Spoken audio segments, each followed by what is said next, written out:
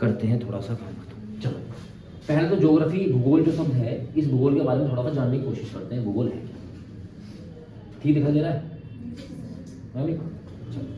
तो भूगोल की अगर बात करेंगे तो भूगोल शब्द की जो उत्पत्ति है, पहले इसको इंग्लिश वाले देखेंगे सीबीएसई वाले। तो ज्योग्राफी, तो जियो प्लस ग्राफिया है ना। जियो का मतलब होता है अर्थ और ग्राफिया का मतलब होता है डिस्क्रिप्शन, यानी कि वर्णन। क्या होता है? वर्णन। यानी कि पृथ्वी के वर्णन को ही क्या कहा जाता है? भूगोल कहा जाता है। तो इसके हम डेफिनेशन देखेंगे। तो the description of the earth is called as geography. पृथ्वी का वर्णन करना ही क्या कहलाता है? बिल्कुल पहले बेसिक क्वेश्चन देखते हैं इसके, ठीक है। तो जो ये ज्योग्राफी वर्ड है, जो ज्योग्राफी शब्द है, ये किसके द्वारा दिया गया था? तो आपका एक इसको फादर भी कहा जाता है, पिता भी कहा जाता है कि ज्योग्राफी के पिता कौन थे? तो इनका नाम क्या था? क्लिस्टोस्टोनीज है ना, को क्या कहा जाता है? ज्योग्राफी का पिता कहा जाता है। अब जो ज्योग्राफी है आपके जो सिलेबस में है, कहीं पर ये एटोस्थनीज भी मिलेगा, इससे कोई फर्क नहीं पड़ना, ठीक है ना। जैसे जैसे आपका प्रोनाउंसिएशन होगा उसके हिसाब से चलता है। चलिए, तो हम दो भागों में पढ़ते हैं। पहला तो आपकी इंडियन ज्योग्राफी, जिसको बोलेंगे भारतीय भूगोल, और भारत भूगोल के साथ साथ एक चाहेगा हमारा विश्व का भूगोल, ठीक है ना। तो दो भूगोल आपके यहाँ पर चलते हैं। इसके साथ साथ अब जो भारत का भूगोल है उसमें क्या रहेगा, और जो विश्व का भूगोल है उसके अंदर क्या क्या रहेगा, तो इसको थोड़ा सा एक बार देख लेते हैं। अब बात करते हैं सबसे पहले इंडियन ज्योग्राफी के सिलेबस की। जो भारतीय भूगोल का जो सिलेबस है जिसको हम डिस्कस करेंगे वो क्या क्या होगा। तो भारतीय भूगोल का सिलेबस देखेंगे। भारतीय भूगोल का सिलेबस क्या क्या है? पहला पढ़ेंगे हम इंट्रोडक्शन, यानी कि परिचय। जो भारत का परिचय होगा उसमें हम उसकी सीमाएं देखेंगे, बॉर्डर्स देखेंगे, और कौन कौन से हमारे पास डिस्प्यूट से विवाद है वो देखेंगे। इसके बाद हम देखेंगे जो भारत के माउंटेन्स हैं, पर्वत, और उसके पासिस और उनकी लोकेशन कहाँ कहाँ पर है। इसके बाद हम पढ़ेंगे अपना पठार, प्लेट्यू, उनकी लोकेशन, वहाँ पे कौन कौन से मिनरल्स पाए जाते हैं। फिर हमारे आइलैंड्स होंगे, द्वीप, उसके बाद होंगे प्लेन्स यानी कि मैदानी भाग, उसके बाद रिवर होंगे और डैम होंगे, है ना। किस किस नदियों पे कौन कौन से डैम बने हुए हैं। इसके बाद आपका आएगा जो है वो क्लाइमेट आएगा, जलवायु, रेन वाला इस सिस्टम इसी के अंदर आ जाएगा, ठीक है ना। फिर मिट्टी आ जाएगी, है ना, 8 प्रकार की मिट्टी जो होती है ना। फिर एग्रीकल्चर, कृषि, vegetation, forest, minerals, transport of India, Bharat का यातायात, और लेक ऑफ इंडिया, भारत की झील। स्टैटिक जीके वाला पार्ट इसको अभी मैं करवा रहा हूँ, जो आपको 10-10 मिनट की वीडियो दे रहा हूँ। अभी इतिहास की चल रही है, ऐसी 10-10 मिनट की वीडियो किसकी आएंगी? भूगोल की। तो ये आपका उसी में चलेगा। वैसे कोशिश करेंगे इसी में आपका इतना हो जाए, ठीक है ना। तो ये पूरा रहेगा आपका सिलेबस का मामला। चलिए, तो हम अपना पहला टॉपिक उठाते हैं। इसका नाम क्या है? भारत का परिचय, इंट्रोडक्शन ऑफ इंडिया। तो भारत के परिचय में सबसे पहले हम बात करेंगे कि भारत का परिचय। तो आपने कुछ नाम सुने होंगे जैसे भारत, इंडिया, हिंदुस्तान, आर्यभट्ट और जम्मू। इनके ओरिजिन कहाँ से हुए, इनकी उत्पत्ति कहाँ से हुई? तो कुछ लोग मानते हैं भरत नाम के एक राजवंश हुआ करता था और उन्हीं के नाम पर भारत की उत्पत्ति हुई थी, ठीक है ना। सुना है आपने शकुंतला वाली कहानी? शकुंतला और भरत की कहानी, इसने शेर का दांत निकाल के लेके आया था, उसी के नाम पर, ठीक। एक इंडिया, जो ग्रीक्स आए थे उन्होंने इंडिया नाम दिया, ठीक है ना। हिंदुस्तान आपको पता ही है, जो ईरान से लोग आए थे उन्होंने सै को है बोला, हिंदुस्तान, सिंधुस्तान का हिंदुस्तान कर दिया गया। आर्यव्रत, आर्यों की भूमि, हमने बताया था जब आपको प्राचीन भारत पढ़ा था कि जो आर्य थे वो सेंट्रल पार्ट ऑफ एशिया से आए थे, तो आर्यों की भूमि, तो आर्य व्रत, आर्य का व्रत। हमने उसकी आपको सीमाएं बताई थी कि आर्य कहाँ से कहाँ तक फैले हुए थे। जम्मू द्वीप जो है ये हमारे जो पुराण है उसमें लिखा हुआ है कि जम्मू द्वीप के नाम से, तो सब इनकी उत्पत्ति यहाँ से हुई है, ठीक है ना। चलिए, अब बात करते हैं हम अपना थोड़ी सी लोकेशन की। तो लोकेशन को दर्शाने के लिए पूरे भूगोल में ग्लोब बनाया जाता है। ग्लोब देखा ही होगा आप लोगों ने, जानते हो ग्लोब क्या होता है? ग्लोब वो गोला गोला सा जो होता है वो, है ना, तो वही ग्लोब होता है। तो ग्लोब को क्या कहा जाता है? मॉडल ऑफ अर्थ, यानी कि उसमें पूरी पृथ्वी का प्रारूप जो है उसको कहा जाता है ग्लोब, ठीक है ना। उसमें कुछ आपके लैटिट्यूड्स होते हैं, कुछ लॉन्गिट्यूड्स होते हैं, अभी इतनी बात समझ लो आप मोटी मोटी भाषा में, ठीक। तो उस पर जब हम कोई भी चीज़ दर्शाते हैं उसको कहा जाता है ग्लोब, ठीक है ना। अब देखो यहाँ पे दो वर्ड आ गए, लैटिट्यूड और लॉन्गिट्यूड, तो अब थोड़ा सा आपको समझना पड़ेगा, ठीक है ना। जैसे मैं एक यहाँ पर ये एक गोलाकार बनाता हूँ, मान लेते हैं ग्लोब, एक लाइन इसके बीच में से निकलती है, ये 0 डिग्री बोलते हैं। क्या बोलते हैं? 0 डिग्री। इसको आप हिंदी में बोल सकते हैं विषुवत रेखा। क्या बोल सकते हैं? विषुवत रेखा, या भूमध्य रेखा भी आप उसको बोल सकते हैं, और इनसे बोलते हैं इक्वेटर, इक्वेटर। और ऐसे लाइन खींची जाती है, बोलो है ना। ये ऊपर नॉर्थ पोल कहलाता है, उत्तरी ध्रुव, और नीचे क्या कहलाता है? ये साउथ पोल कहलाता है, दक्षिणी ध्रुव, बोलो है ना। तो ये जो लाइन आपकी ये वाली लाइन होती है, ये जो है क्या कहलाती हैं आपकी? अक्षांश। क्या कहलाती हैं? क्या बोलते हैं इसको? लैटिट्यूड। क्या बोलते हैं इसको? लैटिट्यूड लाइन्स, ठीक है ना। और अब एक लाइन जो है GMT ऐसे इस पृथ्वी को इस तरह से काटती है, और ये लाइनें मिलती हैं कुछ इस तरीके से, दिखाई दे रही है ये वाली लाइन? अरे है ना, इस तरह से वेस्ट में चलती है, पश्चिम दिशा में। तो पूरब से पश्चिम में चलती है, उनको बोलते हैं लॉन्गिट्यूड। क्या बोलते हैं? तो ये वाली जो लाइन होती है, ये वाली जो लाइन है, इनको कहा जाता है देशांतर। देशांतर बोलो, है ना, यानी कि लॉन्गिट्यूड। बोलो, बात समझ में आई क्या? तो अगर हम भारत की बात करें, अब हम भारत की बात करें, आप इजीली समझ पाओगे। तो ये आपका विषुवत रेखा होगी, ये आपकी GMT लाइन होगी। तो भारत की जो स्थिति है वो लगभग यहाँ पर, और आप देखोगे तो अगर हम देखेंगे तो ये तो साउथ पोल हो गया, ये नॉर्थ पोल हो गया। तो भारत एक तो उत्तर में है, भारत एक तो कहाँ पर है? उत्तर में। भारत एक तो उत्तर में हो गया, बोलो, है ना। और आप बताइए ये वेस्ट होता है, ये क्या होता है? ईस्ट। तो ये यहाँ पे GMT लाइन है जो ईस्ट का और वेस्ट का निर्धारण कर रही है, पूर्व का पश्चिम का। तो ये कहाँ पर है? पूरब में है। तो ये उत्तर।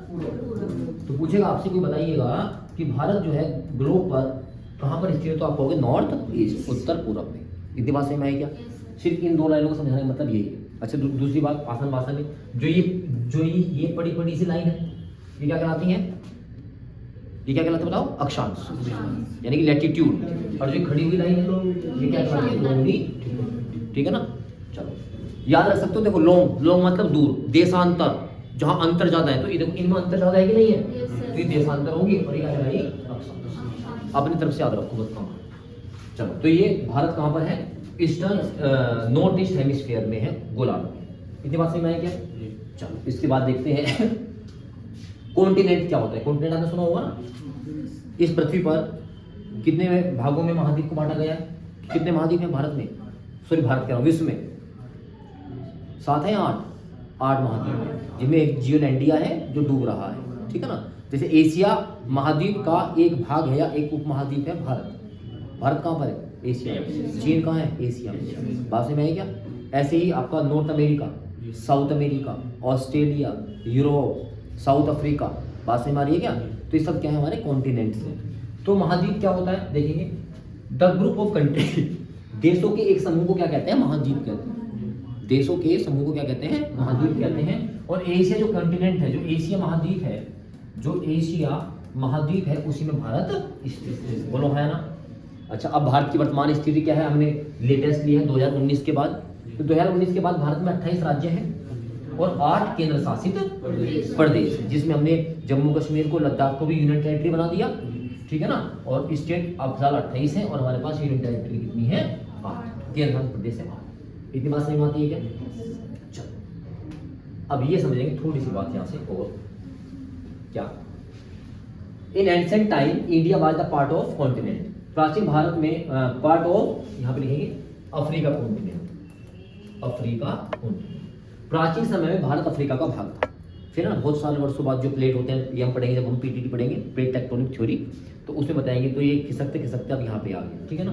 तो ये मैंने यहाँ पे आपको दिखाने की कोशिश की है। ये दिखा दे रहा है आपको? देखने एक बार, देखो एक बार, कोशिश करते हैं देखने। ये पूरा हिस्सा यूरोप का था, दिखा दे रहा है? ये यूरोप है, ये अफ्रीका का हिस्सा था, ये अफ्रीका का हिस्सा था। ये वाला मैं थोड़ा सा इसको मान कर दूँ, बाद में साफ कर दूँ। ये अफ्रीका आज भी है, बोलो, है ना। और जो इंडिया है ना, ये यहाँ पे था, भारत यहाँ पे था। और ये पूरा यहाँ पर क्या था? समुद्र था। और ये यहाँ से मूव करता हुआ आज ये यहाँ पे आके चिपक गया, ठीक है ना। इसके साथ बहुत सारी थ्योरी है। अगर देखा जाए तो यहाँ पे ये आज भी लग सकता है जोकर, यानी कि इसकी मैप के अकॉर्डिंग इसकी लोकेशन बिल्कुल सेट बैठती है। तो इसी आधार पर कहा जाता है कि जो इंडिया है, जो आज एशिया में है, ये पहले किसका भाग हुआ करता था? अफ्रीका। क्वेश्चन आ सकता है एग्जाम में, ध्यान रखिएगा, ठीक है। ये पूरी नीचे जो है वाटर बाउंड्री है, इसको बोलते थे तैथिस सागर, तैथिस सी, समझ लीजिए बात को। और ये पूरा अंगारा लैंड, मतलब जो ऊपर देखो, जैसे मैंने बताया ना, ये पूरा एक क्या था? ये ग्लोब था, ये इक्वेटर लाइन, ये नॉर्थ और ये साउथ। जो उत्तर भाग में था इसको बोला जाता था अंगारा लैंड, अंगारा लैंड बोला जाता था। और जो साउथ में था इसको बोला जाता था गोंडवाना लैंड, गोंडवाना लैंड लिखा हुआ देखा पर। ये क्या था? अंगारा लैंड रॉक्स, अंगारा लैंड की जो चट्टानें थी, और ये क्या था आपका? गोंडवाना लैंड रॉक्स, जो गोंडवाना की चट्टान थी। बोलो, बात सही में आई क्या? तो आपसे पूछा जा सकता है, अगर कोई भी ग्लोब है उसका जो उत्तरी हिस्सा है वो किससे बना हुआ है? अंगारा लैंड से। और जो साउथ वाला है वो किससे बना हुआ है? गोंडवाना लैंड से। बोलो, की बात सही में आती है क्या? कोई समस्या तो नहीं आता? चलो ठीक है। इसके बाद हम बात करेंगे तो भारत की थोड़ी सी लोकेशन के बारे में आपको चीज़ समझ में आएगी। अब जो भारत का बॉर्डर है, जो सीमाएं हैं, उन सीमाओं की अगर हम बात करेंगे तो ये सीमाएं एक तो भूमि से लगी हुई है, बोलो है ना, और एक पानी से या जल से, जल स्थल लगा हुआ है। तो भारत की जो भूमि है, जो स्थल भाग है, जो क्या है स्थल भाग है, वो लगभग 15,200 किलोमीटर का है। कितना? 15,200, ठीक है ना। और जो वाटर बाउंड्री है ये आपकी जो है 6100 किलोमीटर तो ऐसी है जो वाटर बाउंड्री लगी हुई है। क्योंकि जब आप देखोगे आपका भारत का नक्शा तो आपको कुछ इस तरीके से नक्शा दिखाई देता है। बोलो बात सही में आई क्या? तो यहाँ से आपका ये आता है गुजरात, गुजरात के बाद आपका महाराष्ट्र आ जाता है, फिर थोड़ा पार्ट गोवा आ जाता है, गोवा के बाद क्या आता है कर्नाटक आता है, कर्नाटक के बाद ये केरल का भाग आ जाता है, फिर यहाँ से आपका तमिलनाडु आ जाता है, फिर ये आंध्र प्रदेश आ जाता है, फिर आपका उड़ीसा आ जाता है, और फिर आपका पश्चिम बंगाल आ जाता है। तो इस भाग की बात करें जो स्टेट की बाउंड्री है तो ये कितनी लगी है 6100 किलोमीटर। लेकिन आपको यहाँ मिलेगा कितना 7516। तो आप कहोगे सर ये लगभग 1400 कहाँ से बढ़ गया? क्योंकि जो आपकी कुछ यूनियन टेरिटरी है, अंडमान निकोबार है, पानी में स्थित है ना, लक्षद्वीप है, पानी में स्थित है, जो उनकी बाउंड्री है यानी कि केंद्र शासित प्रदेश, क्योंकि वे तो आयरलैंड है, द्वीप है पानी के बीच में। बात समझ में आ रही क्या? तो अगर कुल बाउंड्री की बात करें भारत की तो कुल बाउंड्री कितनी होगी 7500। और अगर हम राज्यों की सीमाओं की बात करें, जो हमने बात की, ये भारत के 9 राज्य हैं। क्वेश्चन पूछा था, बताइए भारत के कितने राज्य जो है वो अपनी सीमाओं को जल स्थल से या जल से साझा करते हैं? तो कितने? 9 है। 1 2 3 4 5 6 7 8 और 9 कौन सा है? पश्चिम बंगाल, वेस्ट बंगाल। बात सही में क्या? तो 7516 कोई कंफ्यूजन वाली बात तो नहीं है। तो ये तो हमारी क्या हो गया, बिल्कुल ये तो हमारी बाउंड्री होगी। और इसमें क्या हो गया? बाउंड्री प्लस यूनियन टेरिटरी, केंद्र शासित प्रदेश। बताओ इतनी बात सही में आई कि नहीं? इतनी बात क्लियर हो गई क्या? चलिए अब देखेंगे अगला भाग में क्या लिखा। ये भारत का नक्शा आपको सबको पता ही है, ठीक दिखाई दे रहा है बिल्कुल, ठीक है। चलो तो आपको बताया भारत जो है एक तो उत्तरी गोलार्ध में स्थित है, तो इसके जितने भी लैटिट्यूड्स आएंगे सारे नॉर्थ में आएंगे। पहली बात तो ध्यान रखना, बात से में है ना, क्योंकि देखो आप जब ग्लोब बनाओगे तो ये नॉर्थ में रहेगा, तो इसके सारे पॉइंट जितने भी रहेंगे कहाँ रहेंगे? नॉर्थ। नॉर्थ लगाना जरूरी है। हम इसमें नॉर्थ साउथ बोलेंगे इंडिया के हिसाब से, ग्लोब के हिसाब से नहीं बोलेंगे। किसके हिसाब से बोलेंगे? भारत के हिसाब से। तो भारत के हिसाब से जितना हमने यहाँ पे नक्शा बनाने की कोशिश की है इसको समझो आप पहले। ये अब हिस्सा पूरा किसमें चला गया? जम्मू कश्मीर, सॉरी लद्दाख। ये पूरा जम्मू कश्मीर आ गया, ये हिमाचल प्रदेश, ये आपका उत्तराखंड, ये आपका उत्तर प्रदेश। बात सही मानिए क्या? यहाँ पे उत्तर प्रदेश आ जाएगा, फिर बिहार आ जाएगा, इस तरह से आप समझो। जो हम 4 बातें आपको बता रहे हैं, जो भारत का सबसे उत्तरी बिंदु है, नॉर्थ मोस्ट पॉइंट, जो या नॉर्दर्न पॉइंट, उत्तरी बिंदु, उसको वो है कहाँ पर? लद्दाख में स्थित। वो कहाँ पर? आपका लद्दाख में स्थित है। और इसको बोलते हैं इंदिरा कोल। क्या बोलते हैं उसको? ये लिखा हुआ अभी यहाँ पर, इसको क्या बोला जाएगा? इंदिरा कोल, ठीक है ना। उसके बाद जो भारत का दक्षिणी बिंदु है, क्या है? दक्षिणी बिंदु, वो आपका स्थित है कहाँ पर? तमिलनाडु में, कन्याकुमारी, उसको बोलते हैं कैप कमोरी। क्या बोलते हैं? ये यहाँ पर देखेंगे। और ये देखो ये है भूमि का बिंदु। हालांकि जो देखो यहाँ पे देखोगे आप थोड़ा सा, तो अंडमान निकोबार जो है आपको नीचे मिलेगा, लेकिन वो भारत का स्थल भाग नहीं है। अंडमान निकोबार एक आयरलैंड है। बात समझ में आ रही है क्या? तो अगर हम मुख्य भूमि बिंदु की बात करेंगे, वैसे देखो यहाँ पे लिखा हुआ भी है, ये मुख्य भूमि बिंदु का दक्षिण बिंदु तो है वो केप कमोरिन। कहाँ पर पड़ता है? तमिलनाडु में। कहाँ पड़ता है ये? यहाँ पर एक वर्ड आपको ध्यान रखना है, मेन लैंड पॉइंट, मुख्य भूमि बिंदु। बोलो है ना? बात सही में आई क्या? अच्छा, तो हम कह सकते हैं सर जी नॉर्थ में तो कौन हो गया हमारा? इंदिरा कोल, और दक्षिण में मुख्य भूमि बिंदु केप कमोरिन हो गया। इस तरीके से ये भाग ईस्ट होगा, ये भाग वेस्ट होगा। तो वेस्ट में जाएंगे तो एक पॉइंट पड़ता है गोरमाता या गुहार मोती, ये कहाँ पड़ता है? गुजरात में। और ईस्ट में जाओगे तो ये पड़ता है किमथू, जो पड़ता है अरुणाचल प्रदेश में। बोलो है ना? तो आसान भाषा में हम समझ सकते हैं, सर मान लो ये इंडिया है, तो यहाँ पर तो आपका इंदिरा कोल हो गया, ये आपका केप कमोरिन हो गया, ये आपका केप कमोरिन हो गया, यहाँ पर गुहार मोती या गुहार माता, और ये आपका किमथू है। बताओ है ना? ये क्या होगा आपका? किमथू। अब इनके कोऑर्डिनेट्स आपको याद करना है कि भारत के जो कोऑर्डिनेट्स हैं वो कहाँ से कहाँ तक। तो जैसे आप चलोगे यहाँ से नॉर्थ से, तो सबसे पहले आपको यहाँ पर एक पॉइंट मिलेगा, हमने यहाँ पर लिखा हुआ, वैसे लिखा हुआ है, मैं फिर लिख देता हूँ। ये हमारा जो है 8 डिग्री 4 मिनट, इसको डिग्री बोला जाता है, इसको मिनट बोला जाता है। तो भारत का जो मुख्य भूमि बिंदु है जो स्टार्ट होता है वो 8 डिग्री 4 मिनट नॉर्थ, कहाँ? यहाँ पे नॉर्थ, हाँ लिखा हुआ है, 8 डिग्री 4 मिनट नॉर्थ से स्टार्ट होता है, और जब ऊपर जाता है तो ये जाता है 37 डिग्री 6 मिनट नॉर्थ। चला गया? तो आप कह सकते हो मोटा मोटी सी 37 माइनस 8 कितना होगा 29, 30 डिग्री का भारत का एक्सपेंशन है लगभग। कितने डिग्री का? उत्तर में 30 डिग्री फैला हुआ है। ऐसे जब आओगे कहाँ पर वेस्ट टू ईस्ट, तो जो भारत मोटी है, अब देखो आपने कुछ इस तरीके से बनाया था जीएमटी, और भारत तो यहाँ स्थित है, तो यानी कि हम सारा पॉइंट चलेंगे कहाँ पर? ईस्ट में। कहाँ चलेंगे? क्योंकि 0 डिग्री है। तो भारत जो है वो 68 डिग्री 7 मिनट से लगाकर 95 डिग्री 97 डिग्री 25 डिग्री। और आप यहाँ देखोगे ये लगभग कितना अंतर आ रहा है? 20 का अंतर आ रहा है। कितने का अंतर आ रहा है? 20 का। 78 और 98, लगभग 20 डिग्री का अंतर आ रहा है। तो 30 डिग्री का और 20 डिग्री का अंतर इस तरह से आता है। ये आपको याद रखना है अच्छे से कि भारत, और ये ईस्ट है, ये क्या है? ईस्ट पूरा। तो भारत का ये एक्सपेंशन है इस तरीके से फैला हुआ है। लेकिन अगर आप देखोगे जब आप नीचे जाओगे तो अंडमान निकोबार में एक पॉइंट जो सबसे नीचे जो इससे भी गहरा है, तो भारत वहां से स्टार्ट हो जाता है, वो है 6 डिग्री 4 मिनट से। 6 डिग्री 4 मिनट से, उसको बोलते हैं इंदिरा पॉइंट। उसका नाम क्या है? इंदिरा पॉइंट। बताइए इतनी बात समझ में आई कि नहीं? कोई दिक्कत तो नहीं है इसमें? अच्छा, मैंने एक लेक्चर पहले भी आपको बताया था कि आपको भारत के मैप का जानकारी होनी चाहिए। अगर भारत की मैप की जानकारी नहीं है, ये कॉम्पिटिशन के लिए नहीं, मैं जनरल बता रहा हूँ। अगर आपको भारत में रह के अगर आपने ग्रेजुएशन कर लिया है, 12th पास कर ली, और नक्शे के बारे में भी कुछ नहीं पता, तो फिर कोई फायदा नहीं उस एजुकेशन का। ठीक है, तो इतनी बात समझ में आ गई क्या? चलिए अब थोड़ा सा और आगे बढ़ते हैं। इसको मैं यहाँ से हटा देता, या कोई दिक्कत नहीं? लिखा रहने दो, लिखने में कोई दिक्कत तो नहीं है तुम्हें? ठीक है, चलो अब आगे। अब यहाँ से हम बात करते हैं कुछ अपने बच्चे की, है ना? मैं भारत का बच्चे तो है ना? चलो, ये भारत था। अब यहाँ एक बात समझने की कोशिश करना। देखो ये है आपका LAC, ये लाइन दिख रही है आपको? ये LOC, line of actual control, है ना? और ये जो हिस्सा दिखाई दे रहा है, ये वाला, ये दिख रहा है, ये आता है पाक ऑक्यूपाइड कश्मीर, POK, पाक अधिकृत कश्मीर, जो हमारा हिस्सा है। लेकिन जो भारत का नक्शा है आपको कुछ इस तरीके से दिखाई देता है। बोलो बात समझ में आई क्या? आपको यहाँ से एक देखो, एक ये हिस्सा दिखाई दे रहा होगा, ये सारा चाइना के पास है, इसको हम क्या बोलते हैं? अक्साई चीन। तो भारत का ओरिजिनल नक्शा समझ में आ रहा है वर्तमान के हिसाब से? है ये पूरा भारत ही, लेकिन ये हिस्सा हमारे पास अभी फिलहाल इस पे जबरदस्ती कब्जे जमा के बैठे हैं। इधर से कौन आ रखा है, और ये कौन है? पाक ऑक्यूपाइड कश्मीर। और ये जो कुत्ते जैसी आकृति आपको दिखाई देती है, एकदम से देखना, मैंने कोशिश बनाई है, नहीं आप देखोगे ना तो आपको बिल्कुल ऐसे दिखेगा जैसे कोई कुत्ता टाइप भौंक रहा हो। देखो आप जैसे कोई बैठा होगा ऐसे, आप नक्शा देख रहे हैं ना, तो इसमें कुछ आकृति ऐसी बनाई गई है। ये कौन है? हमारा पाकिस्तान। और इसी से बाउंड्री लगती है, किसकी लगती है? अफगानिस्तान। तो देखो ये बाउंड्री, देखो ये तो पाकिस्तान की लगी है भारत से।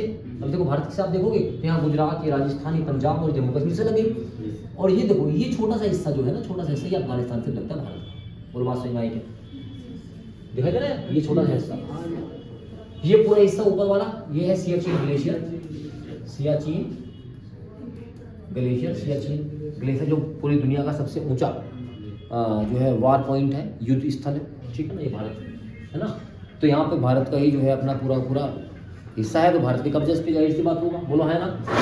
यहाँ पर देखो तो आपने देख लिया कि आपके पास अभी तक 3 देश आपके पास आ गए। पहला देश कौन सा आ गया? पाकिस्तान, जो हमारा नेबर है। दूसरा कौन आ गया? अफगानिस्तान। तीसरा कौन आ गया? चाइना। ये यहाँ पर ये आपका आ गया नेपाल। तिब्बत को आप छोड़ दीजिए, तिब्बत पूर्ण रूप से जो है अधिकृत किया हुआ है किसने? चाइना। तो यहाँ पर कौन आ गए? नेपाल आ गए। बात समझ में आई क्या?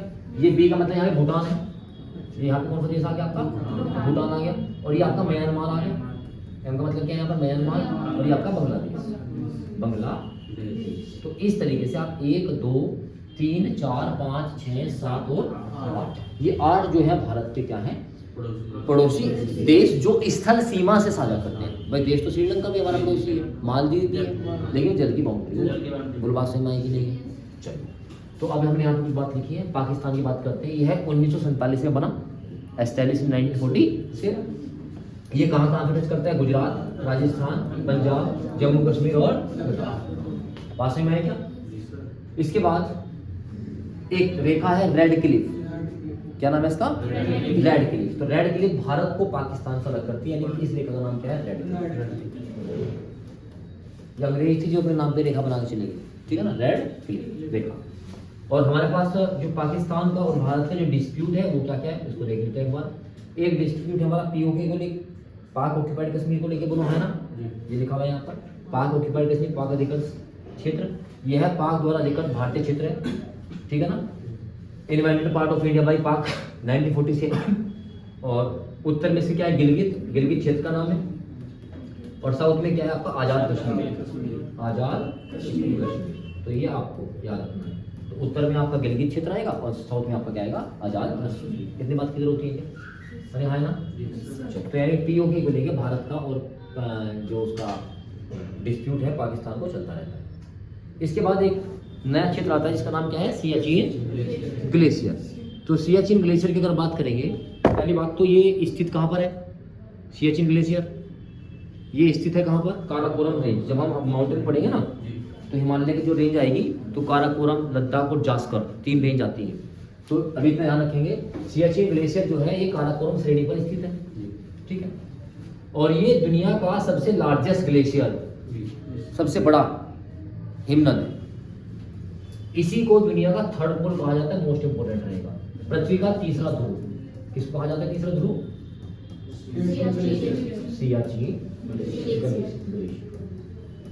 Siachen glacier is the third pole of India.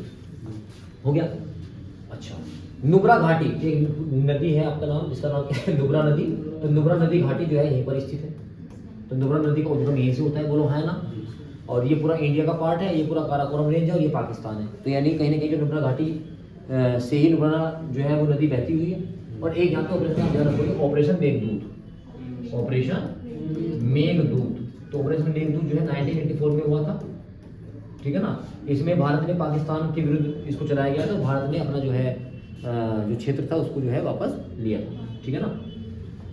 इसके बाद आपका एक देश आया था, इसका नाम क्या है, अफगानिस्तान। क्या आता है, अफगानिस्तान। तो अफगानिस्तान की मैंने कहा बाउंड्री सबसे कम लगती है, लगभग 106 किलोमीटर के आसपास की बाउंड्री लगती है। और लिखा हुआ है 106 किलोमीटर बाउंड्री लगती है। और एक रेखा जिसका नाम है डुरंड रेखा। तो डुरंड रेखा जो है अफगानिस्तान को और पाकिस्तान को, सॉरी, भारत को अलग अलग करती है। बात में अफगानिस्तान को भारत से अलग करने वाली रेखा का नाम क्या है, डुरंड रेखा। तो डुरंड रेखा भारत को अफगानिस्तान से अलग करती है। भाई इतनी सी बात है। लद्दाख इससे लगेगा, ठीक है। इसके बाद हम बात करेंगे चाइना। तो चाइना की जो बाउंड्री है भारत के साथ वो लगते हैं लगभग 3488 किलोमीटर, 3488, ठीक है ना। इसके बाद आप देखेंगे ये कहा जो चाइना है भारत के किन किन राज्य व केंद्र शासित प्रदेश से लगता है। तो आपने देखा होगा ये लद्दाख से लगेगा, इसके बाद हिमाचल प्रदेश आ जाएगा, फिर उत्तराखंड आ जाएगा, फिर सीधा जाएगा सिक्किम, और सिक्किम के बाद अरुणाचल प्रदेश। तो यानी कि 5 राज्यों या 5 राज्य व केंद्र शासित प्रदेश से लगता है। दोबारा देखेंगे लद्दाख, लद्दाख से नीचे हिमाचल प्रदेश के नीचे उत्तराखंड के बाद और फिर ठीक है ना। चलिए, तो 1906 से लगाकर 1912 के बीच में चीन ने तिब्बत पर कंप्लीट रूप से अधिकार कर लिया था। कंप्लीट उसकी ही अधिकार क्षेत्र में आता है। और फिर 1912 में तिब्बत जो है स्वतंत्र हो जाता है। 1912 में तिब्बत क्या होता है, स्वतंत्र हो जाता है। 1914 में एक समझौता होता है जिसको बोलते हैं शिमला समझौता, 1914 में शिमला कन्वेंशन बोला जाता है।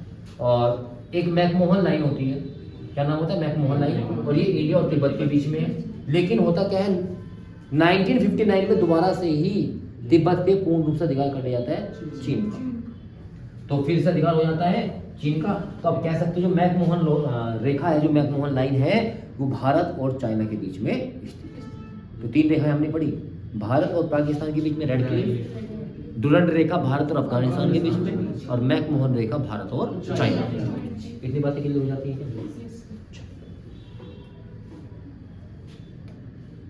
इसके बाद हम बात करते हैं नॉर्थ ईस्ट, जो आपको कभी भी याद नहीं रहता, ठीक है ना। ये नॉर्थ ईस्ट का पार्ट है पूरा, ठीक है ना। ये सबसे ऊपर आता है आपका अरुणाचल प्रदेश। क्या नाम आता है, अरुणाचल प्रदेश, सबसे ऊपर नाम ये आता है। इसके बाद नागालैंड। ये आपको सीक्वेंस भाई याद होने चाहिए, क्योंकि आज एसएससी रेलवे पूछता है सीक्वेंस से, नॉर्थ से साउथ की ओर, ठीक है ना। इसके नीचे मणिपुर भाई बहुत चर्चाओं में है, क्योंकि यहाँ पर एक तो मैतेई समुदाय है, एक है कुकी समुदाय, और इनके बीच में बहुत बुरी स्थिति हो रही है पिछले 1.5 साल से। लो एंड ऑर्डर बिगाड़ कर रख रखा है भयंकर तरीके से, बहुत बुरी स्थिति हो रही है मणिपुर की, ठीक है ना। और इसके नीचे क्या आता है, मिजोरम।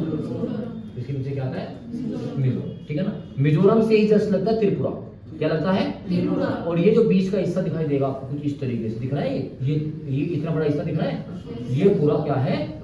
ये बोला जाता है पूर्वी जो आपका नॉर्थ ईस्ट स्टेट्स हैं इनका एंट्री गेट, उत्तरी पूर्वी राज्यों का प्रवेश द्वार, किसको बोला जाता है? असम को, ठीक है ना। और यहाँ तुम्हें एक छोटा सा हिस्सा दिखाई देगा, ये वाला नंबर 6, ये क्या है आपका? मेघालय, जहाँ पर गारो खासी जयंतिया की पहाड़ियाँ हैं और सबसे ज्यादा वर्षा होने का यहाँ पर रिकॉर्ड बनता है, ठीक है। तो ये बात समझ में आई क्या? तो देखेंगे एक बार, अरुणाचल प्रदेश, नागालैंड, मणिपुर, मिजोरम से लगा हुआ, त्रिपुरा से लगा हुआ। अब देखो मेघालय जो है किस किस से लगता है? यहाँ असम से लग गया, बोलो है ना। और ये पूरा असम जो है किस किस से लग रहा है? देखो यहाँ से वेस्ट बंगाल, ऊपर भूटान चला गया, अरुणाचल प्रदेश आ गया, क्योंकि देखो ये अरुणाचल प्रदेश ही आपका है, दिख रहा है? ये पूरा कौन है? अरुणाचल प्रदेश, ठीक है। इस तरीके से चलो खैर आओ। त्रिपुरा एकमात्र ऐसा राज्य है जिसके तीनों ओर कौन है? बांग्लादेश। तीन तरफ से कहां से घिरा हुआ है? ये बांग्लादेश से घिरा हुआ है, ठीक है। चलिए तो अब हम इसके बारे में कुछ बातें कर लेते हैं। इसको मैं यहाँ से हटा देता हूँ। सबसे पहले बात करते हैं इसमें हम भूटान। जो भूटान है उसकी सीमा जो भारत से टोटल लगती है 699 किलोमीटर। कितनी? राज्य कौन कौन से लगते हैं भूटान से? सिक्किम, वेस्ट बंगाल, असम और आप जब मैप देख रहे हो तो आपको ये चीज़ें याद करने की जरूरत नहीं पड़ेगी, आपको ऐसे ही याद है, ठीक। इसके बाद एक होती है चुंबी घाटी, चुंबी वैली दिखाई दे रही है, यह है चुंबी वैली, ये पार्ट ऑफ भूटान है। और जो डोकलाम पठार, आपने डोकलाम का नाम बहुत नाम सुना होगा, डोकलाम विवाद, डोकलाम डिस्प्यूट, तो वो इसी पर स्थित है। और ये डिस्प्यूट है चाइना और भूटान के बीच में, और तो भारत के बीच में आ गया डोकलाम। बात समझ में आ रही है क्या? तो ये थोड़ी सी बातें यहाँ से आ जाती हैं डिस्प्यूट के रूप में, कि क्वेश्चन आ सकता है कि बताइए डोकलाम पठार कहाँ पर है? तो ये चुंबी वैली यानी कि चुंबी घाटी पर स्थित है, ठीक है। बात करते हैं म्यांमार की। तो म्यांमार में देखा आपने कि भारत के जो है 4 राज्य लग रहे हैं। सबसे ऊपर अरुणाचल प्रदेश, के नीचे नागालैंड, के नीचे मणिपुर, के नीचे मिजोरम। तो ये 4 राज्य म्यांमार की सीमा को क्या करते हैं? साझा करते हैं। आइए देखेंगे। आपको पता है म्यांमार का ही नाम था बर्मा, जिसको 1935 वे जो आपका भारत शासन अधिनियम आया था उससे एक अलग राज्य 1937 में बनाया गया था। तो यहाँ पे यही बात लिखी हुई है, यह it was the part of India, यह एक भारत का हिस्सा था, क्षेत्र था, जिसको एस्टैब्लिश किया गया था 1937 में। किसके द्वारा? भारत शासन अधिनियम 1935 के द्वारा। 37 में इसको क्या बनाया गया? एक नया देश बनाया गया, एक नया राज्य बनाया गया। तो इसकी बाउंड्री 1640 किलोमीटर लगती है। 4 राज्य अरुणाचल प्रदेश, नागालैंड, मणिपुर और मिजोरम लगते हैं, ठीक है ना। और यहाँ पर एक आपको ये चीज ध्यान रखनी चाहिए, hill and forest area located at the border of Myanmar. यहाँ पर आपको कुछ भी नहीं मिलता, क्योंकि हिमालय का ही भाग म्यांमार को भारत से क्या करता है? अलग करता है। तो यहाँ पर आपको कंप्लीटली पहाड़ी क्षेत्र मिलता है और आपको फॉरेस्ट मिलता है, वन क्षेत्र मिलता है, जो अलग करते हैं। एक बहुत इंपॉर्टेंट है, एक यहाँ पर आता है आपका सितवे पोर्ट, सितवे बंदरगाह। अब दिक्कत क्या है? ये आता है म्यांमार के क्षेत्र में, लेकिन इसको डेवलप कौन कर रहा है? भारत कर रहा है। तो ये वाटर जो कनेक्टिविटी है नॉर्थ इंडिया की, तो भारत इस पर काम कर रहा है। तो ये थोड़ा सा डिस्प्यूटेड है कि इसका नाम क्या है? Sittwe part. किस किस के बीच में है? म्यांमार और भारत के बीच में। अब बात करते हैं बांग्लादेश, क्योंकि बांग्लादेश बहुत चर्चाओं में है। बांग्लादेश चर्चाओं में तो ये तो आना ही चाहिए। ये बांग्लादेश वही है जिसको इंदिरा गांधी ने पाकिस्तान या पूर्वी बंगाल के 2 हिस्से करके क्या किया था? अलग अलग किया था, बोलो है ना। तो बांग्लादेश की बात करोगे तो 1971 की लड़ाई आपको पता ही है, बोलो है ना। 1971 में भारत पाकिस्तान की लड़ाई हुई थी ना, तो उसके द्वारा इसको अलग किया गया था। सही बात है कि नहीं है? तो इससे पहले की अगर हम बात करेंगे तो ये एक भाग था किसका? पाकिस्तान का, है ना। बोलते ना वेस्ट बंगाल, तो अंग्रेजों ने 1905 में लॉर्ड कर्जन ने ईस्ट बंगाल और वेस्ट बंगाल बांट दिया था। हमारे पास वेस्ट बंगाल था। तो जब भारत आज़ाद होता है 1947 में, तो ये ईस्ट बंगाल और जो आज का पाकिस्तान है, दोनों पाकिस्तान के पास थे। तो इंदिरा गांधी ने 1971 का युद्ध करके बांग्लादेश को क्या करवाया था? आजाद। विधवा से नहीं। इसकी जो बाउंड्री है, भारत की सीमाओं में सबसे लंबी जो सीमा है वो किसकी लगती है? 4096 किलोमीटर की। किसकी? 4096 किलोमीटर की सीमा लगती है। बोलो बात समझ में आई क्या? और सबसे छोटी किसका था? कि अफगानिस्तान 106। सबसे लंबी 40 और सबसे छोटी 106। अब यहाँ से आप याद रखेंगे, इससे 5 राज्य लगते हैं, मोस्ट इंपोर्टेंट रहेगा। कितने राज्य लगते हैं? और आप इस पे याद रख सकते हो ATM²B। वरना तो आपको नक्शा याद हो जाएगा, फिर तो कोई दिक्कत ही नहीं है। असम, त्रिपुरा, मिजोरम, मेघालय और बांग्लादेश, सॉरी बांग्लादेश करो, बंगाल। बात समझ में आई क्या? दोबारा देखो, असम, त्रिपुरा, मिजोरम और तो ये इनका वेस्ट बंगाल, असम, मिजोरम, मेघालय और बात समझ में आई नहीं, ठीक है ना। मणिपुर मत कर दियो, क्योंकि मणिपुर तो बिल्कुल साइड में है, जो बिल्कुल म्यांमार की बॉर्डर कर रहा है। बोलो बात समझ में आई क्या? तो ATM²BC आप याद रखें। तीस्ता एक नदी का नाम है, तीस्ता, और ब्रह्मपुत्र नदी पता ही है। तो तीस्ता ब्रह्मपुत्र की एक सहायक नदी है, और ये भी एक बहुत बड़ा डिस्प्यूट है इंडिया और बांग्लादेश के बीच में। तीस्ता नदी जल विवाद बहुत ज़्यादा है, पानी को लेकर जो विवाद चलता ही रहता है। तो ये क्वेश्चन पूछेगा जैसे आपसे कि बताइए तीस्ता नदी जल विवाद किन दोनों देशों के बीच में, भारत और बांग्लादेश। बात समझ में आई क्या? जैसे म्यांमार के साथ देखा, हमारे पास एक पोर्ट था जिसका नाम क्या था, सितवे। बोलेगा सितवे बंदरगाह विवाद किन दोनों देशों के बीच में। बात समझ में आ रही है क्या? इस तरह से क्वेश्चन आपको ध्यान रखना। चलो, तो इतनी बात हो गई यहाँ तक। अब एक हमारा राष्ट्र बचता है पड़ोसी देश, जिसका नाम क्या है, नेपाल। पहली बात तो नेपाल की जो बाउंड्री है वो किसी भी पानी के साथ नहीं लगती, वाटर बाउंड्री नहीं बनाता। It is a land lock country. स्थल रुद्र, स्थल रुद्र मतलब जिसके चारों तरफ भूमि ही भूमि हो।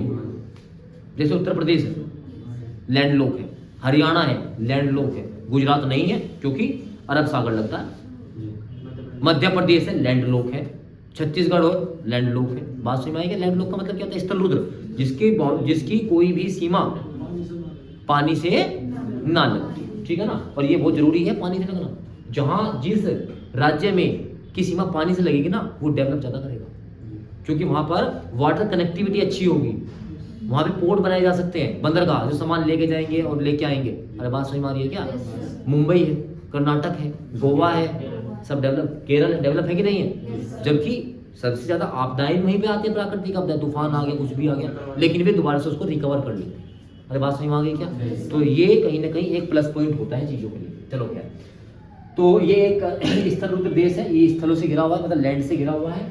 और आप देखोगे तो ये किस किस से बाउंड्री शेयर करते हैं? सबसे पहले अपना उत्तराखंड, फिर हम आ जाते हैं उत्तर प्रदेश के नीचे क्या आ जाता है, बिहार के नीचे वेस्ट बंगाल, वेस्ट बंगाल के नीचे सिक्किम। तो ये 5 राज्य हैं जहां पर ये अपनी बाउंड्री शेयर कर रहे हैं। तो सिक्किम को देख रहे हो आप, सिक्किम से नेपाल भी लगा, सिक्किम से भूटान भी लगा, और सिक्किम से चाइना भी लगा। सिक्किम से चाइना 5 था ना, लद्दाख था, लद्दाख के बाद हिमाचल प्रदेश था, हिमाचल प्रदेश के बाद क्या था, उत्तराखंड था, फिर सीधा सिक्किम में था, सिक्किम के बाद अरुणाचल प्रदेश। तो सिक्किम एकमात्र ऐसा राज्य है जो भूटान, नेपाल और चाइना तीनों से लगता है। अच्छा, इसकी बाउंड्री कितनी, 1751 है।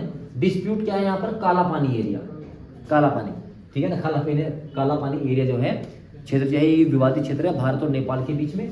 और वर्तमान में ये भारत के अधिकार क्षेत्र में ये लगभग 36 से 40 वर्ग किलोमीटर का एक एरिया है, जिसपे भारत अपना अधिकार जमाता है और नेपाल अपना अधिकार जमाता है। और वर्तमान में किसके पास है ये? भारत के अधिकार क्षेत्र में। बोलो बात सही में है क्या? चलो आप थोड़ा सा और देखेंगे।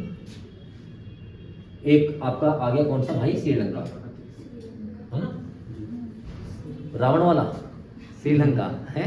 चलो, तो श्रीलंका की आकृति, अच्छा पहली बात तो इसकी आकृति कैसी है? कोकोनट ऑयल वाला है, कोकोनट ऑयल देखा है आपने, भारत में बहुत दिखता है। तो इसकी जो आकृति वो क्या है? कोकोनट शेप, नारियल की आकृति का है। ये दिख रहा है, ये पड़ा हुआ था, ये देखो नारियल की आकृति दिख रही हो तुम्हें, ये क्वेश्चन आया हुआ है। इसकी आकृति कैसी है? कोकोनट। अच्छा, इसका पुराना नाम क्या था? सीलोन। तो सीलोन इसका पुराना नाम था, और सीलोन से क्या बन गया? श्रीलंका। ठीक है भाई। एक वर्ड आता है पाक स्ट्रेट, क्या आता है? पाक स्ट्रेट। अब पाक स्ट्रेट जो है, इसको वो मत समझ लो कि ये पाक स्ट्रेट जो है भारत और श्रीलंका की बाउंड्री को अलग करता है। पाक का मतलब पाकिस्तान नहीं है, ये एक अंग्रेज अधिकारी थे पाल, तो उनके नाम पे रखी गई है। तो पाक स्ट्रेट, पाक जो जल संधि, स्टेट को बोलते जल संधि, तो पाक जो जल संधि है वो किस किस को अलग करती है? भारत और श्रीलंका को अलग अलग करती है, ठीक है ना। पाक जल संधि, ठीक है ना, सेपरेट इंडिया एंड श्रीलंका, यह भारत और श्रीलंका को अलग करती है, ठीक है ना। राम सेतु की तुम्हें बात बताइए, डाइवर्जेंस ऑफ राम सेतु यहीं से मिलते हैं। आदम ब्रिज जिसको कहा जाता है ना, आदम ब्रिज को क्या बोलते हैं? राम सेतु के साक्ष्य यहाँ से मिले। सही है ना, ये सेतु है, ठीक है। चलो अब यहाँ पे देखो समझ लो, ये हमारा पूरा कौन है, तमिलनाडु, ये कौन है, श्रीलंका। तो ये हमने ये यहाँ पे बना हुआ है राम सेतु ब्रिज, और ये राम सेतु ब्रिज हमारा भारत का लास्ट पॉइंट हो जाएगा। इसके बीच में क्या आएगी, पाक की खाड़ी, जो दोनों को क्या कर देगी, अलग। और आपको बताएं ये जो एक रामेश्वरम स्थान है, रामेश्वरम सुना है क्या, भगवान शंकर का शायद ज्योतिर्लिंग यहाँ पर स्थित है, 12 ज्योतिर्लिंग में से एक। सही कह रहा हूँ मैं कुछ तो बता दिया करो। अरे तुम्हारे उत्तराखंड में भी तो एक जो ज्योतिर्लिंग है, केदारनाथ या बद्रीनाथ, केदारनाथ या बद्रीनाथ या अमरनाथ, फैल गया ना, केदारनाथ ज्योतिर्लिंग में आता है या बद्रीनाथ ज्योतिर्लिंग में आता है। मेरा क्वेश्चन ये है, मुझे बस ये बता दो।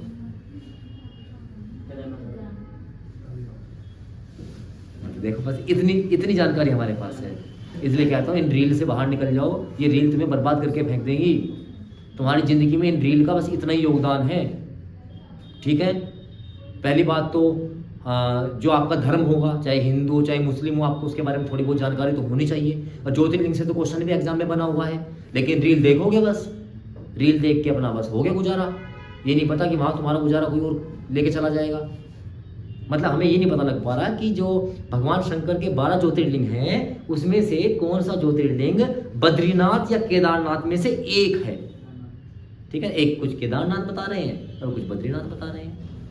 भाई वाह, बहुत अच्छी स्थिति है। एक काशी विश्वनाथ तो होगा ही है, सोमनाथ भी है, मल्लिकार्जुन आंध्र प्रदेश, उज्जैन महाकाल उज्जैन है ना, महाराष्ट्र में 4 हैं। चलो आप टॉपिक पे आओ, चलो फिर किस दिन बात करेंगे, पर बाकी रीलों ने तुम्हारी स्थिति को बहुत इम्प्रूव कर दिया भाई। आ जाओ। हाँ, मालदीव एक देश है, ठीक है, जो लक्षद्वीप की जो हमारी सबसे छोटी स्मॉल टेरिटरी है, और इसकी राजधानी कहाँ पर है, कवारत्ती, ठीक है ना। और ये लक्षद्वीप दिखाई दे रहा है, और ये यहीं पर क्या है, मालदीव, जो भारत को मालदीव से 8 डिग्री चरण से क्या करता है, अलग करता है। अंडमान निकोबार भी पढ़ेंगे, अभी बाद में पढ़ेंगे, तो 10 डिग्री चरण अलग करेगा, 9 डिग्री करेगा मिनिकोय को मालदीव से, समझ रहे क्या। तो ये क्या है, 8 डिग्री है, ठीक है। और ये लिखा हुआ है Maldives and Lakshadweep are separated by 8 degree channel. ये 8 डिग्री चैनल से क्या करते हैं, अलग करते हैं। और दक्षिण एशिया का सबसे छोटा राष्ट्र कौन सा है, मालदीव, सबसे छोटा। और ये कहाँ स्थित है, अरब सागर में। आपको बताइए, जो भारत है उसके वेस्ट पार्ट में क्या है, अरब सागर है, अरेबियन सी है, बोलो है ना। और इट इज ए क्या, यह एक द्वीप है, जो आइलैंड्स होते हैं ना, तो ये एक आइलैंड कंट्री है। बोलो, इतनी बात सही में आएगी, नहीं है। तो भारत का नाम भारत कैसे पड़ा, क्यों बुलाया जाता है, इसके जो एक्सपेंशंस हैं, north to north, east to east, और इसके जो नेबर कंट्रीज़ हैं, इनके बारे में आज हम थोड़ा सा इंट्रोडक्शन देखें। आइए, इतनी बात समझ में, इतना काम कर लोगे, फिर अगले लेक्चर में जो है स्टार्ट करेंगे माउंटेन्स, ये इससे रिलेटेड जो भी क्वेश्चन हो। आइए बात समझ में, चलो तो फिर